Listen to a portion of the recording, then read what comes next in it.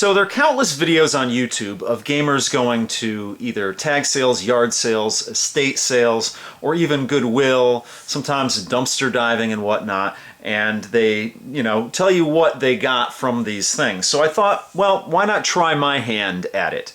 I see that a lot of these gamers get a lot of great deals on some of the things that they pick up. So this past summer, what I did is I went to some tag sales. Now, generally in my area, there are not a lot of tag sales going on, but there's this one day out of the year that a neighboring town has a town-wide tag sale. So they actually promote it from the town hall there, and people, if they want to, can have a tag sale on that day. And it's really a good idea because it not only brings people into the town, brings money into the town, but it also gives people an opportunity to sell a lot of stuff. And it's really a good idea. It brings a lot of money into the town, whether it's people just going to a restaurant or convenience store to have a pit stop, or just, dumping money into the homeowners' pockets when they sell things that they don't want. And then also, being the fact that there's a lot of tag sales at that time, you're going to get more people coming out. So I think it's a really good idea. So I thought I'd try my hand at this. So there were approximately 80 tag sales, probably more, because there was an official list that you could get from the town hall or online. And I downloaded that list, and the day before I mapped everything out. So I had about 70 some odd locations mapped out where I would go to for these tag sales. And as I would go along my path, I found that there were a lot of unlisted tag sales. So in my experience, I think that there were approximately 80 tag sales. Again, there probably could have been more. I hit roughly 50 to 55 of those tag sales. And it's hard work. It's definitely hard work because there's a lot of competition, a lot of people looking for, games and stuff out there. And also just logistically, it's hard to make all these tag sales and look through what everybody has. I spent many, many hours on this. And there's a lot of wear and tear on your car. If you turn your car off and turn it on again, that's, a lot of wear and tear on your starter. Or if you leave your car running, that's, just burning gas all day. I don't know the exact amount of time, but I had to have been doing this for about 4 or 5 hours.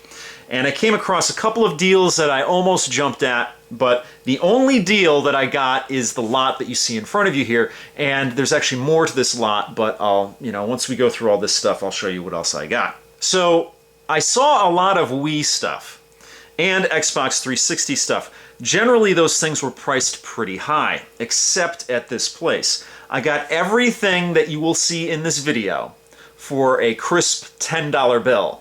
So for $10, I got everything that you will see highlighted in this video. So let's start out with Link's Crossbow Training. This is a little demo disc that Nintendo put out for one of the Legend of Zelda games, but everything is complete here. And, the disc has some fingerprints on the back, but that's easily cleaned off. There's some little bit of, minor wear on the disc, but not in bad condition. So I would consider that a good deal. I'm probably going to liquidate the majority of what you see here in this video. And at the end of this video, I'll show you what I got for everything. So again, that's complete and in pretty good condition. The next one is Kirby's Epic Yarn. And this one, I don't know if you can see it, there is some damage to the case. It's mostly just crunched up. On the back, there's some damage there, but not a big deal. Again, all these games are complete. Some dirt on the inside, but that could be cleaned out. You have the manual here. The manual's in excellent condition. And the disc itself, let's see if I can get it out of here. There we go. Again, some fingerprints and whatnot, some minor wear on there, but all of these games are easily playable and can be listed as in good condition. Next one up is Samurai Warriors Katana. Never heard of this before. Now, I picked up a lot of these games because I thought they would have some value to them. There were some sports games that were available at the time and a Call of Duty game that I left behind. But looking back, considering the excellent deal that I got on this, I should have just picked up everything they had in the Nintendo lot there. They did not have a Wii there. I asked them if they had a Wii, and the guy said that it had broken. So pretty much I picked up the majority of his Wii stuff except a couple of things. This one looks good. Again, the story on all these discs, a couple scratches, some minor scratches, and a lot of fingerprints. Obviously the fingerprints can be cleaned off. But the manual is in excellent condition. Again, another complete game. Next up we have Mario Kart, and the case on this is in much better condition than some of the others. There is, a couple of little wear marks and whatnot on here, but for the most part, pretty good condition. Again, another complete game. The manuals on these are all in good condition. This one might have been used a little bit more because there is a little bit of a, not really a crease, but a little crinkle up there. Not a big deal. The game itself has more scratches on it than the other games. As you can see there, you can see a pretty good representation of the scratches there. But all of these games play. Obviously Mario Kart is a very fun game, so this one probably got a lot of use. And my interpretation of the situation is that this was a family, so the kids probably didn't always put the disc away, so that's probably why it got scratched on there. But again, all these games are playable. If there's ever a question, I could have them resurfaced. The next one is Mario Sports Mix, and this one might be the best condition as far as the case is concerned. The label has shifted a little down toward the bottom of the case, but I could always move that up. Obviously not a problem.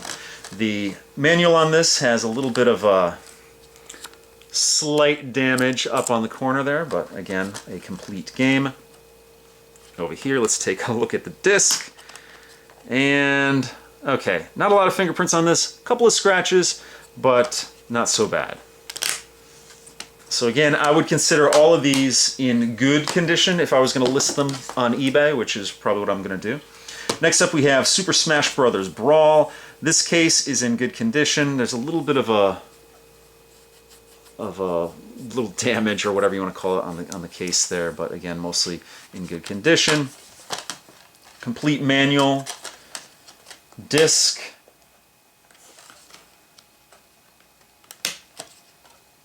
there we go. Actually, no scratches on this disc, just some fingerprints.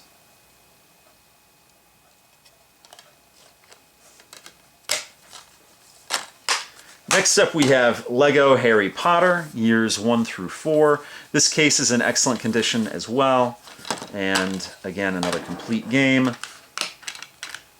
And the disc itself, just some fingerprints on it and a couple of scratches, but not so bad. Then we have the Nintendo, I believe it's the classic controller. You plug this into your Wiimote and you can play some of the classic games. Now this needs to be cleaned up. It's dirty, but it works. So again, for 10 bucks, you can't beat this. Of course, you have the 2 shoulder buttons. It feels great in the hand, and yeah, I'm gonna have to wash my hands after this. So that's one of the controllers that I got. Up next we have Wiimote accessories. Now you can see this is the gun accessory, and you put the Wiimote in there and the nunchuck back here, and you have a gun for some of the light gun games. This has really no electronics in it. It just has, buttons and whatnot. Well, actually, let's see. It's got something in here. So I don't know what that's all about. Probably just to put your cords in. But really no electronics in here. So I might actually throw this in my dishwasher. I don't know. It does have some metal parts, so I don't know if I want to get them in the dishwasher wet, but it does need some cleaning. So I got that. These Wiimote, they call them condoms, but they protect your Wiimote, or more importantly, protect people and your television set if the Wiimote goes flying. So I got 3 of those. And I got the official Nintendo Wii Mario Kart steering wheel. Basically just another piece of plastic, no electronics in there. But since I have Mario Kart, might as well have the steering wheel too. And if I do sell Mario Kart, I'll sell this with it. And finally, some Wiimotes and controllers. Now these are the Wii Motion Plus little modules that you put at the base of a Wiimote. Now if you buy a Wiimote today, you find that all of this is built into the Wiimote. But back in the day when the Wii first launched, it was a little more primitive version of the motion control, but when you added this, it actually enhanced the motion control. Made the Wiimote larger, but it made it a better controller. So I have a Wiimote here, and a Wiimote here, and 2 of these Motion Plus little accessories. Let's put that to the side. Also, I have, all these are working, so I have these two other Wiimotes here, and then I have two nunchucks. Now, the only thing about these nunchucks is either they had a little hungry child or they have an animal that kind of gnawed a little bit on the analog sticks, but not so bad that, it's not usable. So on this one, there's a little bit of a little bite taken out of there, if you can see it there. And on this one, it's a little bit rough around the edges as well. And on the bottom here, it's this one looks more worn. Maybe they're both just worn. Have a lot of use out of them. Now, I also picked up Final Fantasy Fables Chocobo's Dungeon. Now, the reason I don't have it live here for you, and I just have a picture, is because I actually already sold this on eBay. I also picked up Mario and Sonic at the London 2012 Olympic Games. That's another game I already sold. Now, through the magic of editing, I'm going to show you how much I got for each of these things when I sold it on eBay. So let's take a look at that right now.